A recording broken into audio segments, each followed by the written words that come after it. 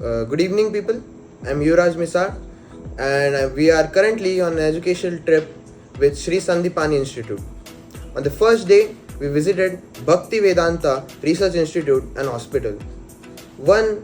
It is a hospital which is different from every hospital I've ever visited. It just wasn't, it just wasn't depressing, but it had great vibes. They had palliative care for the people at the end of the time and still gave them good values. They didn't differentiate with religion, whether it be Christianity, whether it be Islam, or whether it be Hinduism.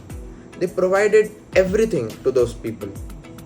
And on the second day, we visited Govardhan Eco Village, one of the best villages I have ever seen. You can't call it really a village, but it was a temple. It had good vibe, a pure environment. They also run many projects for the sake of humanity. Some of these projects are run by IIT alumni. Yes, and that was it for our second day.